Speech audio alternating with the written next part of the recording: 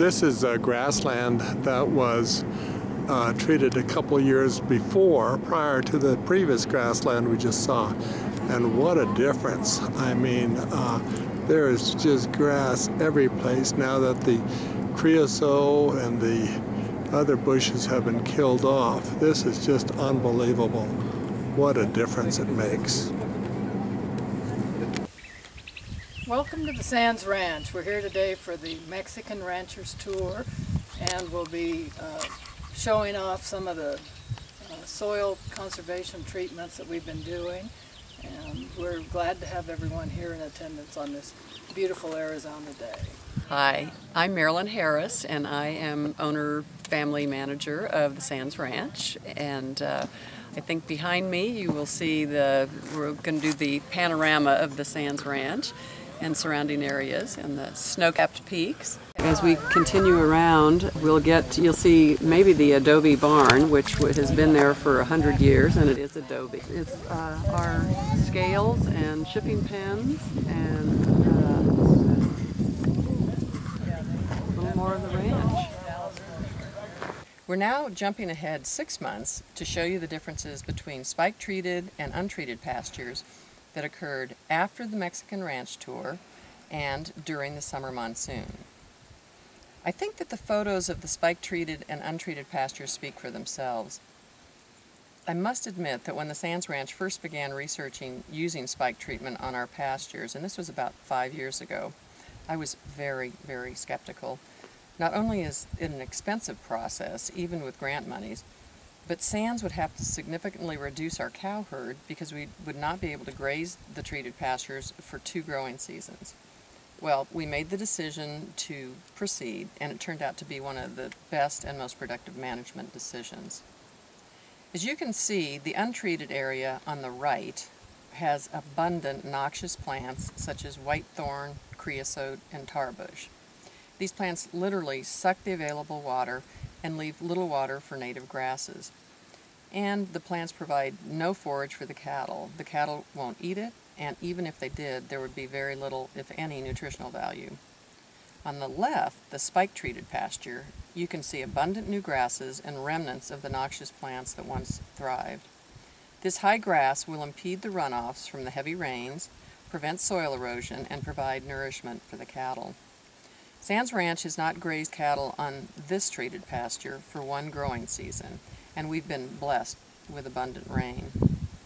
Conditions were near perfect for the spike treatment to take effect, but just look at the untreated area and you can see how even perfect conditions on basically undesirable pastures may look better, but they're not nearly as lush and productive.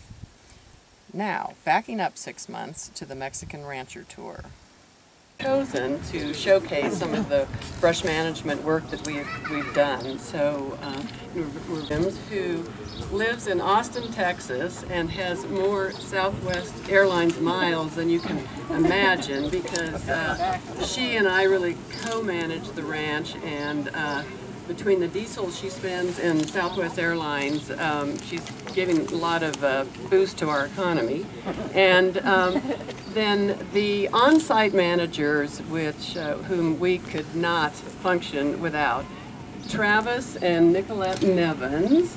Nicolette's there, and Travis over here in the black hat, but he's a good guy, and their 3 children, Ty, Heidi, and Jack. That Nicolette and Travis really do the on-site work, and Travis knows every inch of this ranch, and it's just invaluable. And I know he's worked with everybody, Barry Wallace and everybody from NRCS, and in making these things happen. He follows through, and could not do it without him. A little bit of the ranch history. First of all, I don't have a PowerPoint, but I have a couple of visuals. Our grandfather, Lewis Sands the Jr., came from Manistee, Michigan in 1902 to Arizona, and he started purchasing parts of what's now the Sands Ranch in 1917, and bought and sold and had partners, and today we have 100 sections of fee land, state lease, Forest Service, BLM, and Pima County. And so lots of personalities and in running this ranch. And the ranch is a cow-calf operation, and it has, we have, in perfect conditions, 800 mother cows, but the last several years we have done we've culled lots of our cows for herd health, and we're trying to improve the herd, and then also for some of our conservation efforts in letting some pastures heal, and especially during the growing season. So this is, oops, sorry to my grandfather. This is a photo we also had of the early days of horse trailers with the Sands Ranch, and which is basically the back of a Chevrolet pickup. And just as an aside, our grandfather also in 1935 started a Chevrolet agency in Glendale, Arizona, which is still the Sands Chevrolet and is run by and owned by family members today. I'd like to, let's see, yes, well, the ranch has been continuously family owned and operated, and Kathy and I have been the family managers for probably the last 15 years. We are very, very proud of our coordinated ranch management plan, and it's with all the different entities involved in this ranch, and it has been extremely helpful. And it really does take a village to make everything work.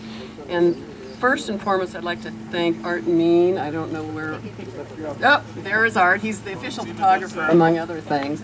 But Art has literally been the glue that has held this whole thing together, because not only are there so many different personalities and philosophies, and Art has kept the family ranch goals in mind, and that's really important to us, because rather than having people just dictate what we need to do to run our ranch, it's been a collective effort, and we usually come to consensus. And thank you very much, Art, because Art has kept things calm. Sometimes our meetings get somewhat heated, but we're all friendly, and I do have to say that we've been working together for so long that we've really become friends, and enjoy the time that we do spend together, and it's been extremely productive.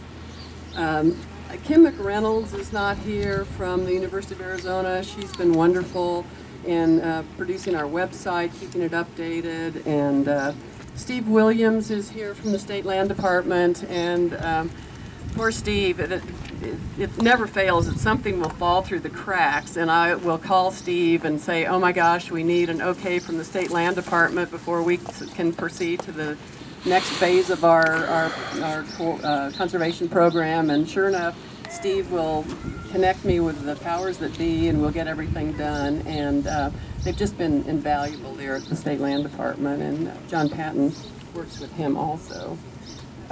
Jim Highhold, I guess we don't have James, and Tom Lorenz of the Forest Service have been great. They've been able to just, if we need drinkers or troughs or cattle guards, pipeline, whatever they can get their hands on, they've been wonderful about providing our ranch with some of the things that we need. Arizona Game and Fish, Andy Clark and Al Iden, they have been extremely helpful in finding grant monies for our spike work and brush management, and they've been wonderful to work with also. So we are looking forward to continuing with our conservation efforts and our brush management, and we hope that you will find our results as positive and as exciting as we have. I was telling Barry Wallace this morning that when we drove on Highway 90 yesterday, I looked over to where we'd had the brush management, and it's always been our horse pasture, but I have never been able to see the horses from the road, And for the first time, there they were, right there. And then there were grasses and just not all the noxious weeds. And it was like, wow, this really works. And I told Barry that I would also mention that when we first started with this brush management, we were all a little dubious about the whether this would work or not. And it seemed like, you know, we spray it and it kills the right things and lets the good things grow, and how does this all work? But it really does work, and we're very, very pleased. And as Barry said, he takes care of the chemicals and we take care of the weather. So it just happened that it did rain right afterwards, and of course we take complete credit for that. And we also take credit for the beautiful snow-capped mountains, which we just had snow on Monday. So, and what a nice day this is. In closing, I just wanted to, we have a couple visuals for the CRM plan and how it really does work. And we had on one of our grass monitoring sessions, we were out in the middle of nowhere doing our grass monitoring, and we had a vehicle malfunction where I hate to say it was a Sand Chevrolet, but it did, anyway, it did stop working. And so this is all the planning, and you've got people from all the different agencies, and we're trying to figure out, now how do we get this vehicle back on the road, and then from the road back to the highway. And so we thought, we planned, then we took action, and this is our action, which is basically everybody working together pushing the truck. And you see Art Mean first and foremost out there. So thank you very, very much, and we're thrilled that you're here, and we're glad that we can showcase our ranch and what we've been doing for pushing 100 years, but and more and more as we get into this brush management and all the other conservation and water development, we're exciting future too.